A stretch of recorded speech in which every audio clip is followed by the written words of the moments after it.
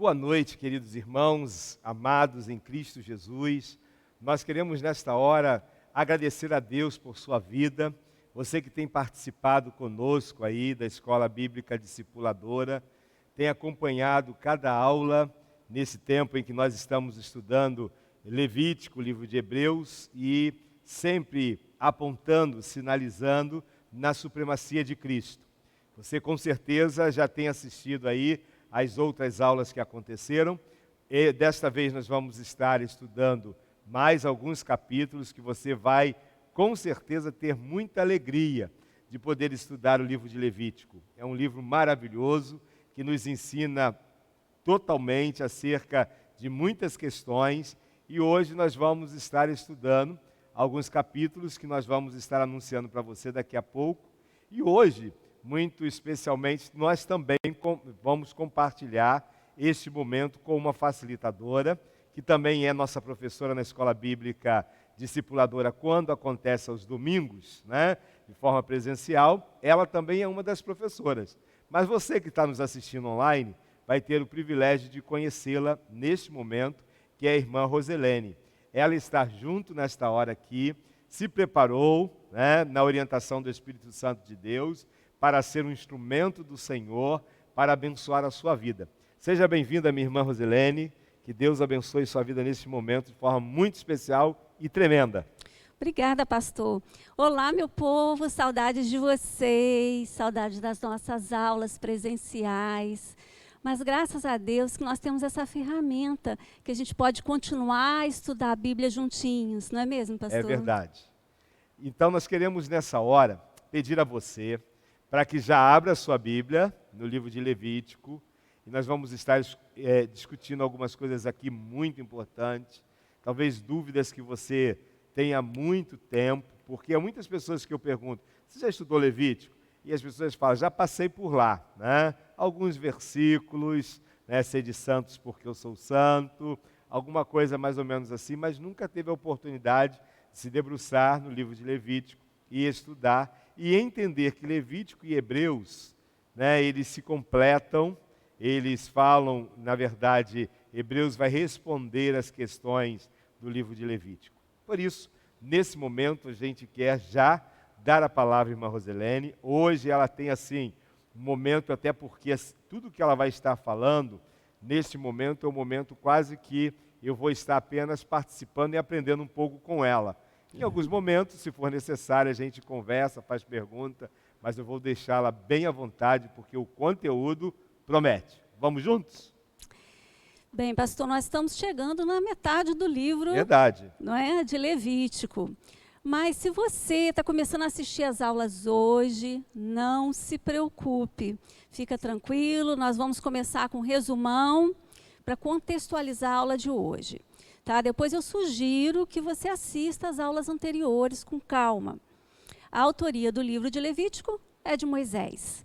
Levítico faz parte de um grupo de livros que chamamos de Pentateuco. São os 5 primeiros livros da Bíblia. Ele vem depois de Gênesis e Êxodo. E Levítico, ele não é um livro à parte. Ele conta uma história que começou lá em Gênesis 12. Coloca o quadro do resumo para a gente aí. Deus escolhe um povo para se revelar, para que não só esse povo pudesse conhecê-lo, como também toda a humanidade. Ele chama Abraão, o pede para sair do meio do lugar onde vivia e lhe faz 2 promessas, que lhe daria uma nova terra e que ele seria pai de uma grande nação. E assim começa a jornada de Abraão. Gênesis vai revelar a vida de Abraão, do seu filho Isaque e posteriormente do seu neto Jacó. Durante essa história, o Senhor vai se revelando a esse povo como Deus de relacionamento, Deus de promessas e Deus de fidelidade, dentre tantos outros atributos. Mesmo após a morte de Abraão e de Isaque, as promessas do Senhor continuavam com esse povo através de Jacó. Ele teve 12 filhos, isso é importante, a gente sabe na história aí. Por ocasião de um período de fome na terra, Jacó foi morar no Egito, onde havia alimento e acabou fixando residência lá. já que seu filho José já era estabelecido nessa terra. A família de Jacó, que entrou no Egito, era de 70 pessoas. Cerca de 400 anos se passam. O livro de Êxodo mostra que o cenário já não é mais o mesmo. O povo chamado hebreu se multiplicou sobremaneira, cumprindo assim a promessa de Deus. Porém, eles viviam numa servidão. Sofridos, esse povo clama ao Senhor por libertação. Deus escuta as orações e levanta Moisés para libertá-los. Nós sabemos que Faraó não os deixou ir, essa história é muito conhecida. Deus envia as 10 pragas, não somente para libertar o povo de Israel, mas para mostrar aos idólatras que ele é o único Deus. Não é Deus feito por mãos de homens, fabricado. Êxodo continua narrando a história da libertação desse povo. Ao saírem do Egito, Faraó os persegue e Deus faz um milagre acontecer. Ele abre o Mar Vermelho para o povo passar. Assim, o povo de Israel começa a caminhar no deserto rumo à terra prometida, que é Canaã. Após 3 meses, o povo estabelece acampamento no pé do Monte Sinai. Eu vou pedir para colocar a imagem do Monte Sinai aí para a gente ver. E assim, depois de 3 meses, então, o povo estabelece acampamento no pé do Monte Sinai. Moisés sobe o Monte Sinai e Deus começa a ensinar o seu povo o que é ser uma nação separada, uma nação santa. Deus orienta sobre os 10 mandamentos e como construir a tenda de oração, o tabernáculo. O livro de Levítico, ele começa nesse contexto. O povo acampado ao pé do Monte Sinai, sendo ensinado em como adorar esse Deus, que deseja se relacionar, que faz promessas, que as cumpre, o Deus de fidelidade, que escuta as orações, que deseja ser reconhecido como o único Deus, o que liberta, que faz milagres acontecerem. Esse é um Deus de santidade. Muito bem, aí continuando essa história, nós vamos ver um mapa. Esse mapa tem a trajetória que o povo hebreu fez. E aí eu gostaria de chamar a atenção lá do ponto 1, que é o Egito, da onde esse povo saiu. Tá? E caminhou então por 3 meses até esse ícone aí de localização, onde o mapa está. O objetivo deles era chegar naquele ponto 2, lá em cima do mapa, onde está Canaã. Então, nesse momento, eles estão lá. Depois de 3 meses de caminhada, eles estão acampados na base do Monte Sinai. E ali eles permaneceram por 1 ano. Era necessário que o Senhor os ensinasse, que dissesse para eles que eles eram um povo separado, que era uma nação santa. Eles vinham com muitos, ficaram 400 anos, na verdade, no Egito, então eles estavam enraizados com a cultura, com os costumes egípcios. Era necessário que o Senhor os ensinasse a ser uma nova nação, a ser a nação do Senhor, separada pelo Senhor. Então, por isso que esse povo ficou acampado ali por tanto tempo, para que o Senhor, então, passasse os 10 mandamentos, no caso são as leis maiores, passasse também como é que ele gostaria que fosse montado o tabernáculo, todos os detalhes desse tabernáculo, ele que passou, ele disse quem iria construir as peças, ele fez tudo nos mínimos detalhes. Porque o nosso Deus, ele é um Deus de detalhes. Ele faz infinitamente mais tudo aquilo que nós pensamos e sonhamos. Esse é o nosso Deus. E esse é o livro de Levítico, começa assim. E no capítulo 11, nós já vimos aí, do capítulo 1 ao capítulo 7, né, que foi nossa segunda aula, nós vimos ali como é que eram as ofertas. De que tipo de oferta que era e que tipo de situação que dava para cada oferta. Depois nós vimos o capítulo 8 até o capítulo 10. Nós vimos também como é que era a situação dos sacerdotes, que eram as pessoas que foram escolhidas para cuidar da casa do Senhor, cuidar dessas ofertas, né, trabalhar diretamente na casa do Senhor. E a gente sabe que esses sacerdotes, eles tinham também leis que eles precisavam obedecer. Eles tinham uma vestimenta própria, eles tinham os rituais que eles tinham que fazer, cuidar do tabernáculo. Então, eles tinham vários afazeres, nós já vimos isso também dos capítulos 8 ao 10. Hoje, nós vamos dar continuidade, então, dos capítulos 11 ao capítulo 15. E nós vamos falar sobre purificação. O que vem a ser purificação, pastor? É importante nós pensarmos exatamente sobre isso. Eu acho que a curiosidade, viu, Rosilene, de todos os irmãos e de todos aqueles que estudam, é que uma vez agora, por que existem essas questões todas? Porque na semana passada a gente encerra com aquela ideia que Deus quer que os servos dele façam essa distinção entre o santo e o profano, o puro e o impuro, né? Assim nós encerramos semana passada. E agora a gente quer aprender um pouco a respeito disso, sobre a purificação. Isso, vamos começar com o capítulo 11. O capítulo 11, ele fala sobre leis em relação a animais. E é interessante que ele coloca assim, ó, leis sobre animais limpos e impuros. Puxa, será que tem animal que é limpo e animal que é impuro? Em Levítico 11, o Senhor determina que existem alguns animais que podem servir de alimentação, já alguns animais não. Ele considera esses animais que podem servir de alimentação, inclusive pode ser oferecido como oferta ao Senhor, como holocausto, como animais limpos. Tá? E aí, vou rapidamente falar quais são esses animais que ele considera como limpos. Os animais que vivem na terra, está lá no verso 2 a 8, são os que têm unhas fendidas e remoem, ruminam. Os animais que vivem na água, está lá nos versos 9 a 12.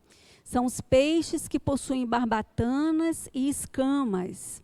E os animais do ar, estão lá nos versos 13 a 23. São aves que não sejam de rapina. Ele também coloca lá nos versos 20 e 22 que os insetos podem também servir de alimento desde que possuem pernas para saltar. Então, aí ele define quais são os animais que podem servir de alimentos e quais que não podem servir de alimentos. Bem, nós sabemos que existe aí um princípio de saúde. Nós sabemos que o indivíduo, ele pode contaminar-se dependendo da forma que ele manuseia não só as carnes, na forma que ele, da onde que veio esses animais, isso tudo a gente já sabe, é de conhecimento nosso. Mas além disso tudo aí, o Senhor também nos adverte, lá no verso 24, que o indivíduo ele também pode contaminar-se na forma que manuseia corpos mortos. Isso também pode haver contaminação. Mesmo esses animais que são considerados limpos, eles também, depois que morrem, passam a ser animais impuros. São considerados também dessa forma. Bem, nós sabemos que os animais, eles podem ser agentes contaminadores, né? Podem ter doenças, tem micro-organismos que podem se avolumar, inclusive, no corpo em putrefação, depois que morre. Então, há um sentido nisso tudo, né, pastor? Com isso, nós podemos ver que um corpo morto é fonte de impureza. E aí, pastor, o que o senhor tem a acrescentar? Então, é importante a gente entender, então, que nesse momento, quando o Senhor dá essas orientações, claro e evidente que existia milhões, né, cerca de 2 milhões de pessoas, quase que seguindo essa, nessa caminhada. Então, Deus vai estabelecer, a partir de Levítico, capítulo 11, todas essas regras para que o povo tivesse saúde, para que o povo pudesse, de alguma maneira, se cuidar, uma vez que existia ali uma aglomeração, essa palavra nossa hoje tão falada, imagina, 2 milhões de pessoas mais ou menos, ali, 2 milhões de pessoas que estavam caminhando rumo a Canaã e que precisavam dessas regras. Interessante, pastor, também mencionar que esses cuidados com a alimentação, muitas vezes a gente pensa assim, foi lá no Antigo Testamento, isso não tem a ver, não faz sentido. Faz todo sentido, sim. Nós sabemos que existem proibições hoje brasileiras, né, dentro do nosso país, em relação à alimentação. E é interessante a gente observar isso. No Brasil, para o consumo de animais silvestres, é necessária autorização especial do IBAMA, que comprove que foram criados em cativeiro, devidamente autorizado por órgãos competentes para a finalidade desse abate. Então, não é assim livremente, né? O consumo de animais domésticos também tem que, além de ser uma situação moral, né, não é bem visto o consumo de animais domésticos, também pode ser enquadrado como maus tratos. Isso, existe uma legislação para maus tratos dos animais domésticos. Bem, ainda que dentro das normas, o estabelecimento comercial, né, quem vende alimentos, quem vende carne, ele tem que ter uma autorização da vigilância sanitária.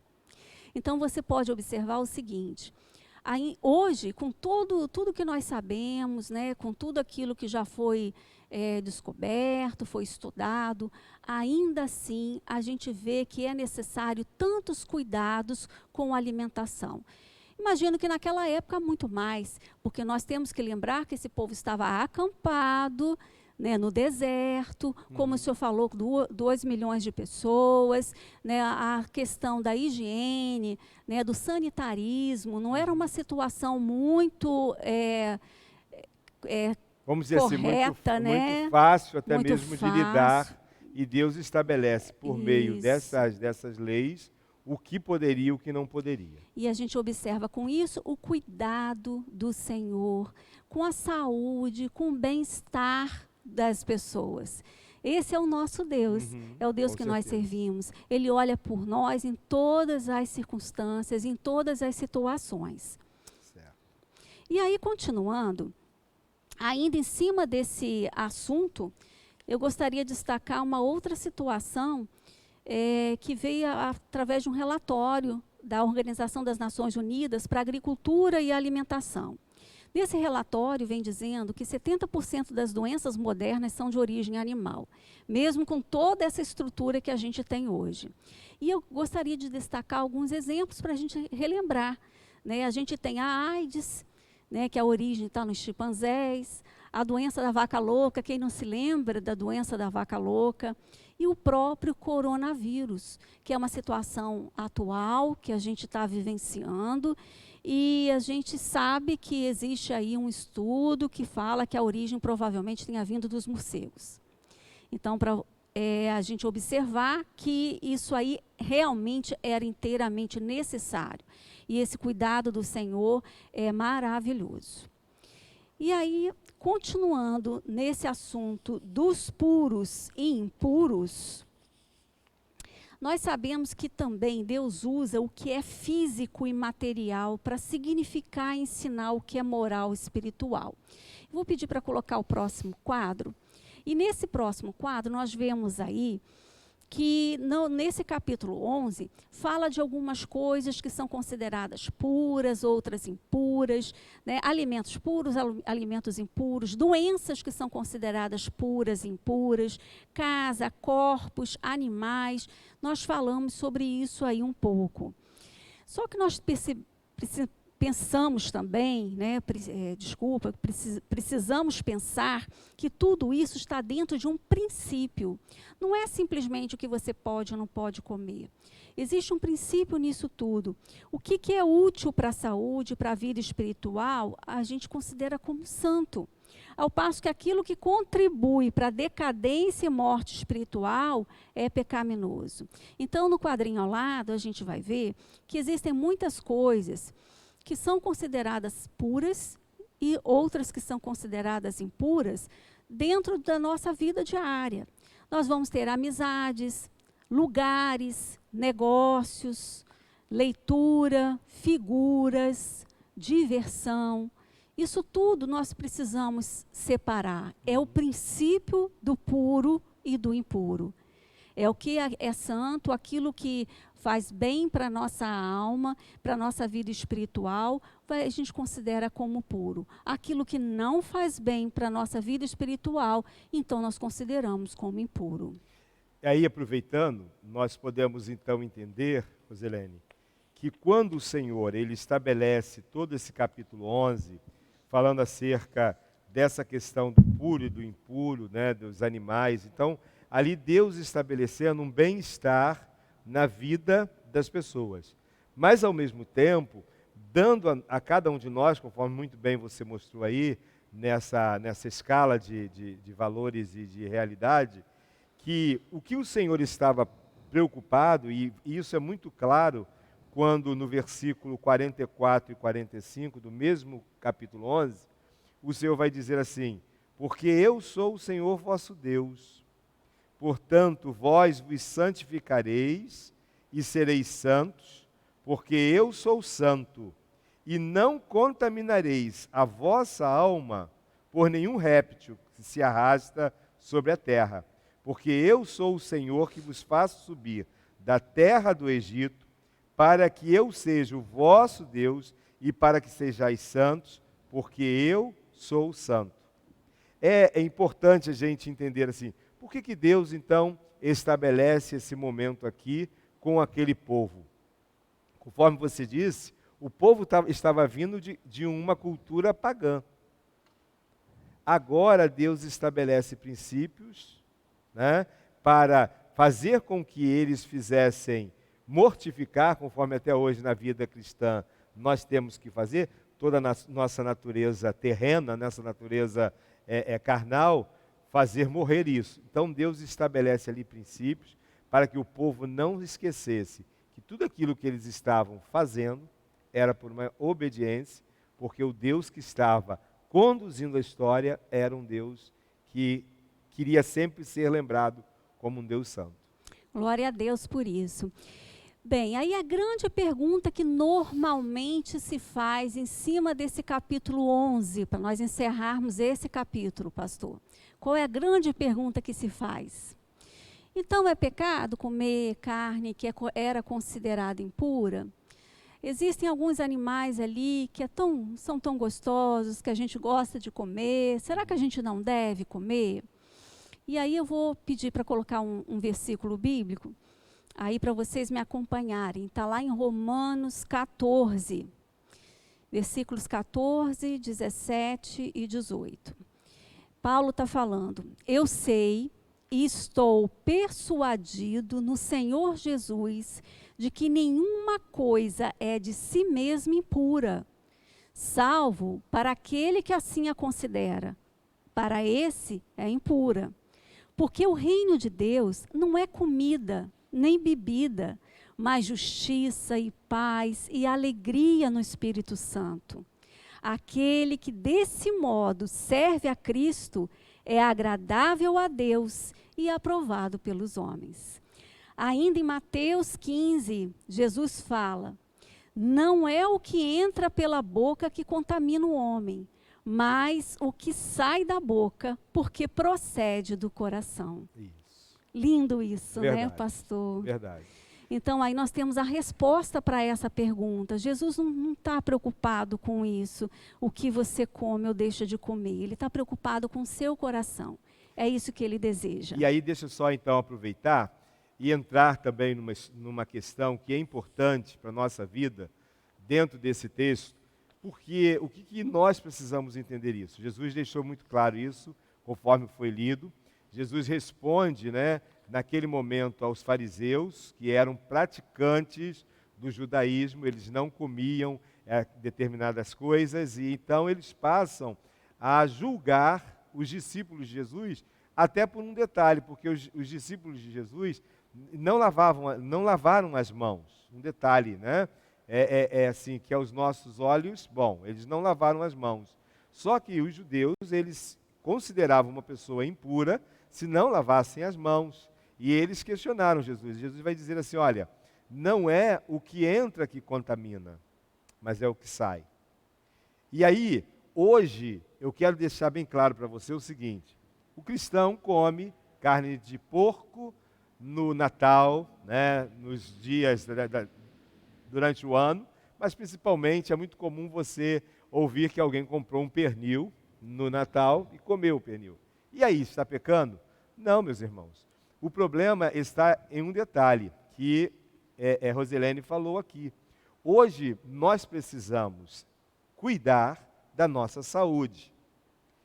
E precisamos entender que nós temos que a possibilidade de comer uma carne de porco. Agora, de onde é esse porco?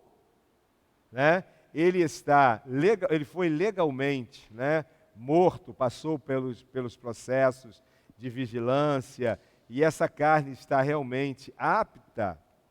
É importante, porque você sabe muito bem que existem locais que comem uma carne, muitas vezes de um porco que foi criado a qualquer maneira. Então, hoje, nós temos o cuidado com o nosso corpo, no sentido de sabermos o que convém. Agora, eu quero participar com você desse momento, e você vai entender o que eu vou falar, existem coisas que não há nenhuma necessidade de nós comermos. Né? Então, por exemplo, aves de rapina. Imagina aves de rapina. Um urubu. Para que eu vou comer um urubu? Não preciso comer um urubu. Até porque o urubu, ele é contaminado, a gente sabe disso. Então, tudo isso é importante. Né? Eu acho que até mesmo a própria natureza hoje geme por não sabermos cuidar daquilo que Deus deixou, para que nós tivéssemos possibilidade de cuidarmos conforme deveríamos cuidar da própria natureza. Então, tudo que nós aprendemos na palavra de Deus também é uma questão que envolve a biodiversidade, envolve todas essas questões da natureza. Hoje nós temos espécie em extinção porque o homem não cuidou das coisas maravilhosas e lindas que Deus criou. Muito bem, minha irmã, vamos lá. Vamos agora para o capítulo 12. No capítulo 12 nós vamos falar sobre a purificação da mulher depois do parto. Esse capítulo, ele fala do cuidado de Deus para com a mulher. E nós sabemos, né, que a mulher, depois do parto, ela tem um período de resguardo. Mas naquele tempo foi necessário que Deus colocasse uma lei para que isso fosse obedecido. Que a mulher também tivesse naquele tempo o resguardo. E lá no capítulo 12 vem dizendo que se a mulher tivesse um menino, o seu período de resguardo seria de 40 dias. Mas se ela tivesse uma menina, esse período seria de 80 dias. 40 dias por ela e 40 dias pela menina. E aí é uma pergunta que normalmente fazem. Por que dessa diferença de menino e menina? A Bíblia, ela não diz o porquê. Tá? Mas estudiosos acreditam que isso se deve à questão da circuncisão do menino. Quando o menino, no caso, tinha 8 dias de vida, ele fazia a circuncisão, porque isso já era uma aliança que já tinha sido feita anteriormente, e eles continuavam obedecendo. Então, com isso, o período relativo ao bebê do menino era como se já tivesse incorporado na questão da purificação com a circuncisão. Então, isso é que alguns estudiosos acreditam. Tá? Agora, de qualquer forma, tá? Isso para a mulher, falando fisiologicamente, beneficiava e muito. Ela tinha tempo para se recuperar, para recuperar as suas forças, criar vínculo com seu bebê. Então, era algo super positivo. Hoje nós sabemos da importância do resguardo na saúde da mulher. Nós temos também a licença maternidade, que também nos protege nesse sentido. Agora, para a gente perceber que não existia uma questão de distinção quanto à purificação, nós sabemos que, lá no capítulo 12, vem dizendo que após cumprido esse período do resguardo, a mulher precisava dar uma oferta. E a oferta era a mesma. Mesmo que ela tivesse tido menino, ou mesmo que tivesse sido menina, a oferta era a mesma. E daí a gente vê que não havia distinção entre meninos e meninas em relação à purificação, à oferta do holocausto. Era oferecido um cordeiro e uma rola ou um pombinho. Agora, se a família fosse pobre e não tivesse recursos, poderia oferecer 2 rolinhas ou 2 pombinhos. É interessante a gente lembrar que a Maria, a mãe de Jesus, mesmo ela sendo mãe de Jesus, ela cumpriu com isso. Mesmo sendo mãe do Salvador, ela não se achava sem pecado. Ela também foi dar a sua oferta. E ela deu a oferta de pobre, mesmo sendo mãe de Salvador. Então é maravilhoso ver, né, a história toda, quando a gente começa a estudar, conhecer e ver como é maravilhoso o nosso Senhor. Deixa eu só falar uma coisa importante também. Pode falar. É que eu estava estudando também para podermos participar junto com você aqui.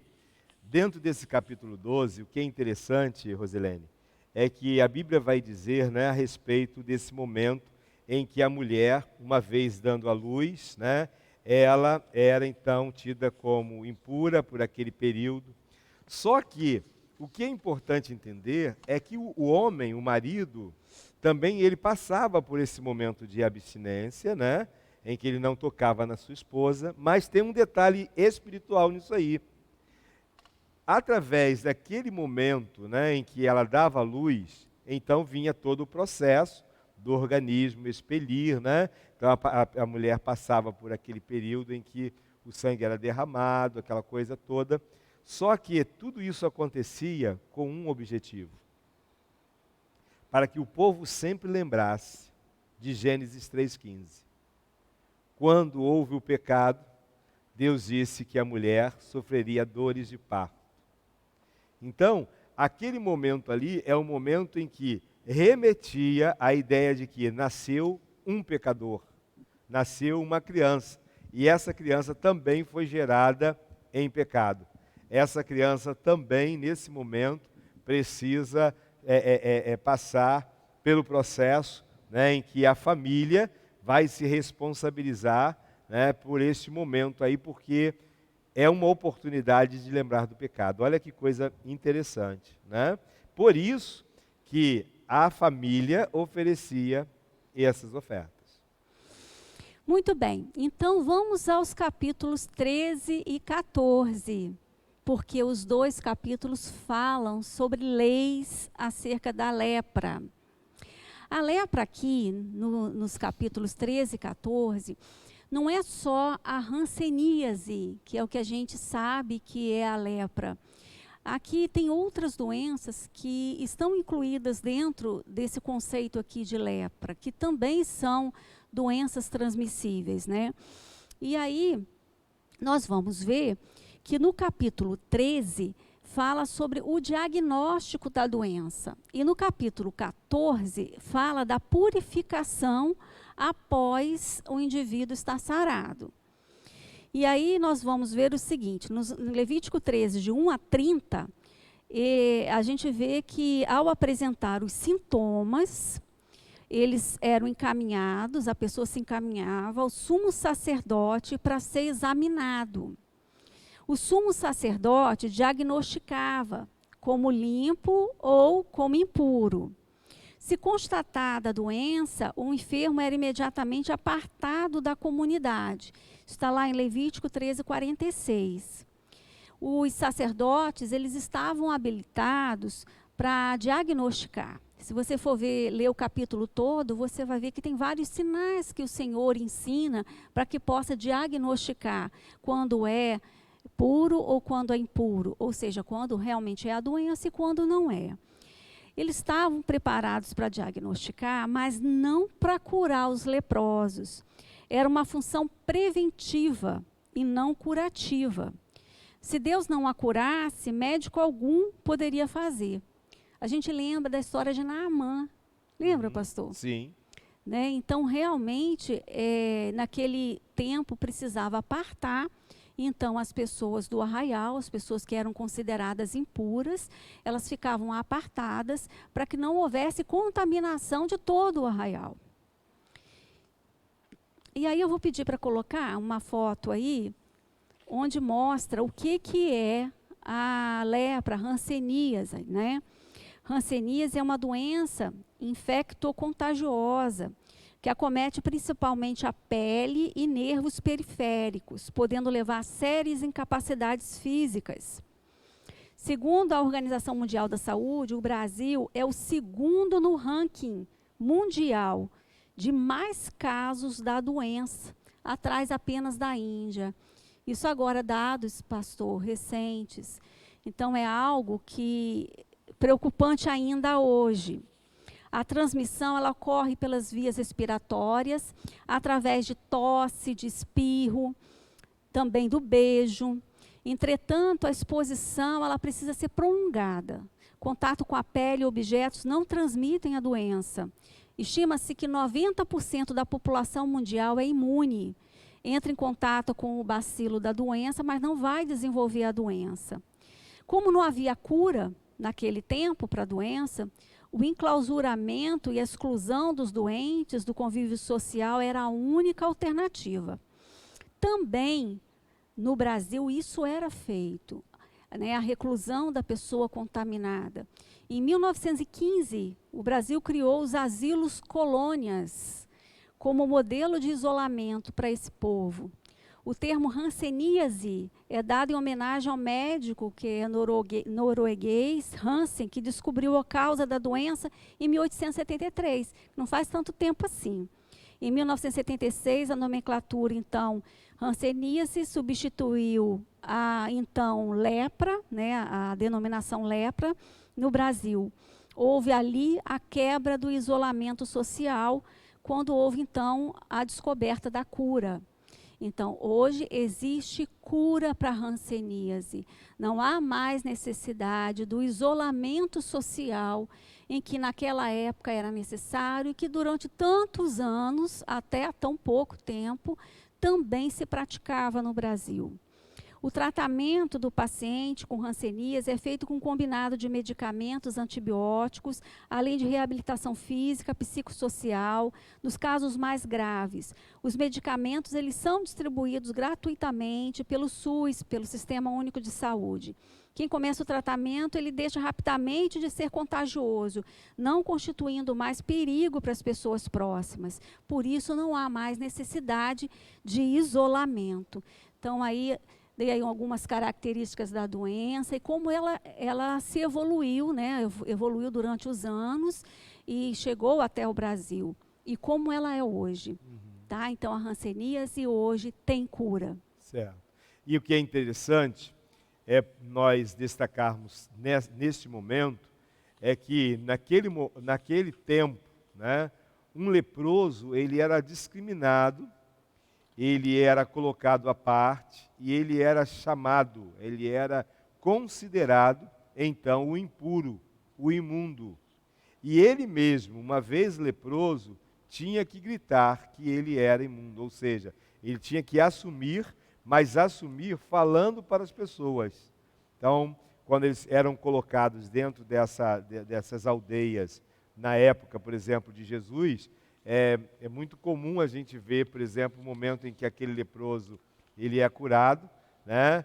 E ele era chamado, ele era visto como imundo, e o Senhor o toca, que era algo que assim, de acordo com a lei de Levítico, não podia acontecer, né? Ninguém podia tocar, porque ele era um imundo. Mas olha só a supremacia de Cristo dentro do texto, né? Quando ele toca neste impuro, ele mostra ali, olha, eu vim abolir toda essa questão e a purificação que eu vim fazer, eu não vim fazer apenas no físico, eu vim fazer na alma. E é interessante que quando Jesus diz assim, eu não vim para jogar a lei por terra, eu vim para cumpri-la. Ele sara aquele leproso e fala para ele o quê? Vai agora e não mais, né? E se apresente ao sacerdote, né? Vai e apresente-se ao sacerdote, porque existia e você possivelmente vai estar falando do capítulo 14, que existia aí algo, né, já determinado para que aquela pessoa curada, ela se apresentasse também com uma oferta ao sacerdote pela sua própria cura. Porque precisava ser entendido naquele momento que houve ali uma intervenção divina, porque era uma impureza eterna, uma impureza em que a pessoa não tinha cura. E é que é triste, né? Porque Muito triste. em Belém do Pará existe, né?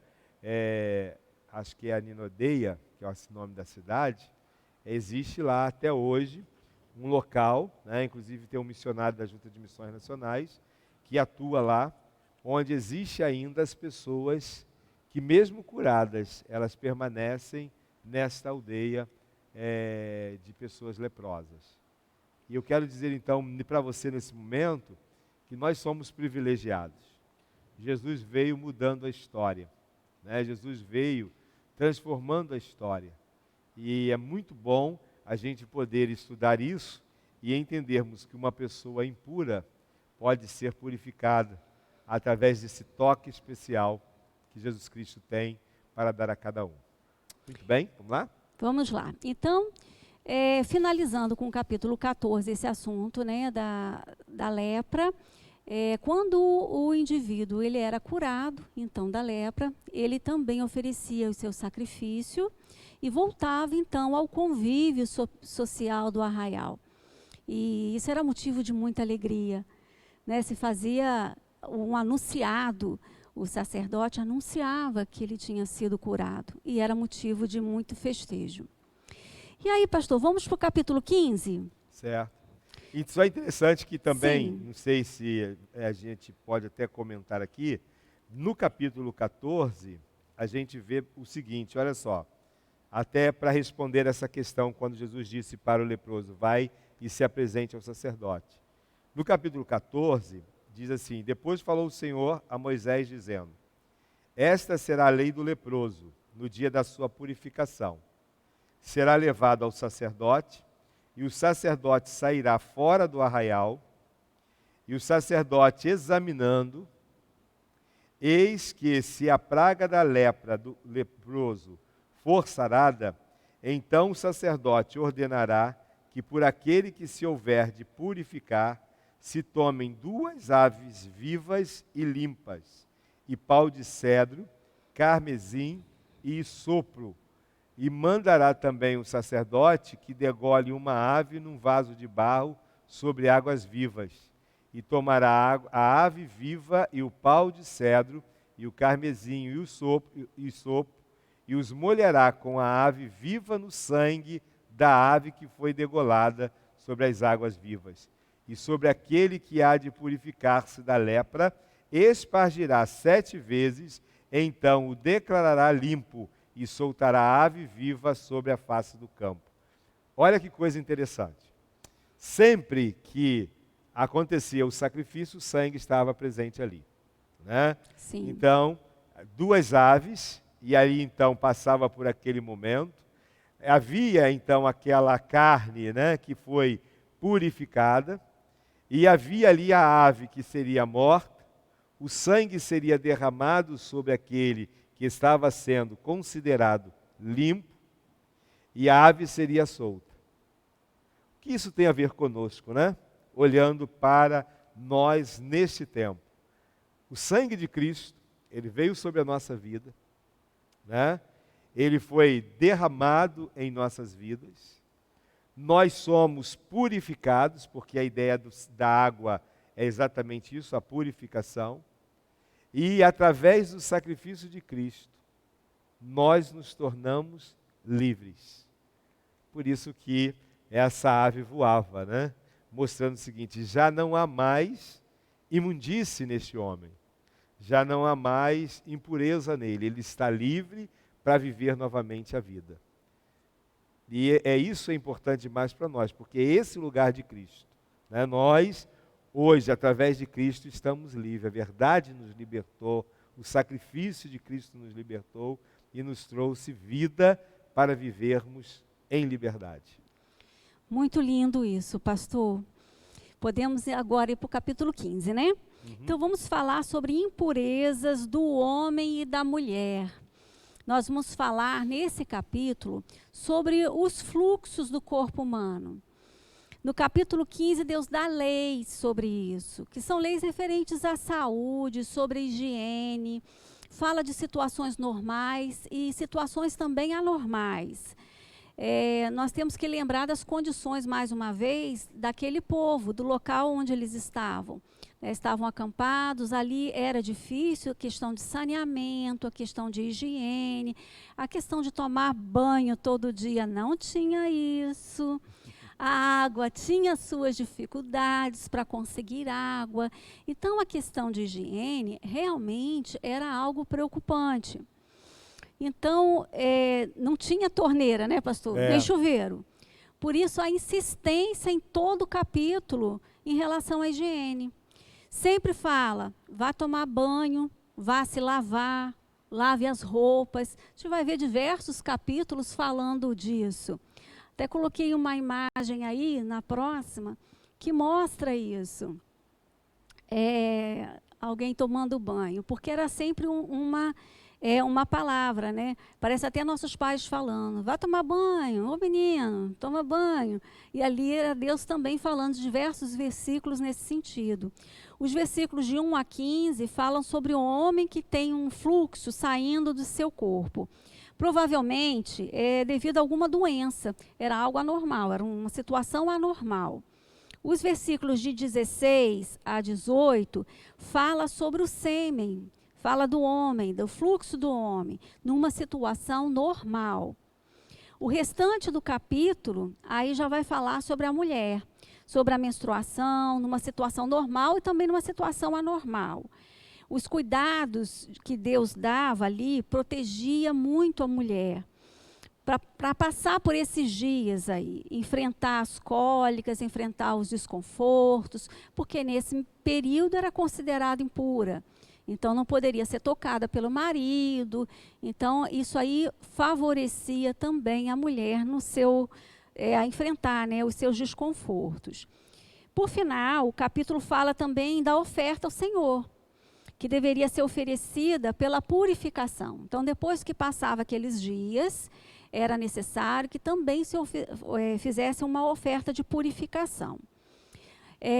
Hoje, nós sabemos que isso também é uma preocupação, a questão da saúde, né, da higiene pessoal. Nós sabemos que existem doenças que são sexualmente transmissíveis, nós sabemos de doenças venéreas. Então, o cuidado com a saúde, com a higiene, deve fazer parte do povo de Deus. Deus, ele se preocupa conosco como um todo. Tem vezes que a pessoa pensa assim, só o lado espiritual que eu levo para Deus. Não, nós devemos levar tudo ao Senhor, porque Ele se preocupa com tudo que se diz respeito a gente.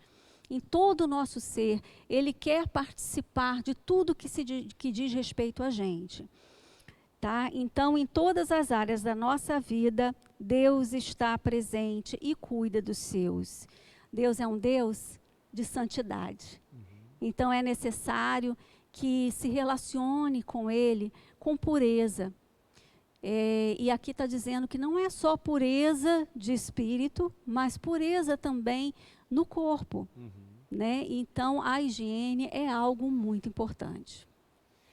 É interessante também nós estarmos, então, com um detalhe aqui. Você falando, eu estou aqui lendo esse capítulo 15 e estou vendo, né, Deus dando um direcionamento do cuidado dele e trazendo, Roselene, a ideia para nós, assim como que ensinando a questão da higiene, do cuidado com o corpo, do cuidado com o social, né, com a família.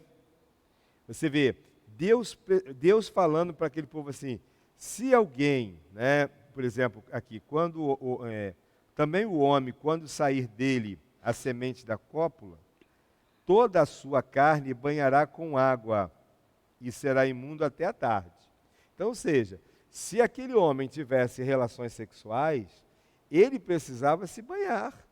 Olha aí, Deus ensinando isso. A mulher no seu período menstrual, precisava lavar toda a roupa de cama, versículo 26. Então, veja o cuidado de Deus nos mínimos detalhes. Porque, olha só, se não houver o cuidado em se lavar, se terá por imunda. Então, Deus dando prioridade em fazer aí um capítulo para mostrar para o homem, para a mulher, acerca da higiene pessoal, acerca da forma como deve se comportar. Então, vamos pensar assim, se algum cristão diz que não gosta de tomar banho, ele está fora também dessas regras importantes aqui. Vamos ler os versículos que o Senhor está falando aqui para vai tomar banho, vai se lavar. São vários. São vários, né? São vários. Eu estou vendo aqui, ó, roupa de cama lavada. Várias coisas importantíssimas, ou seja, é importante termos esse cuidado. Sim. A palavra de Deus nos ensinando isso. É possível que isso não era algo muito normal no Egito. Então, até porque envolvia também muitas roupas, né? Toda aquelas roupas que eles usavam, aquelas túnicas, tudo aquilo ali envolvia muitas questões. Mas que interessante, porque estão no deserto e Deus cuidando da vida deles neste tempo e desta forma. É aquilo que eu estava falando, eles vieram com uma cultura enraizada. Então já tinha esse problema. Era necessário desconstruir uma cultura que já fazia parte deles ali.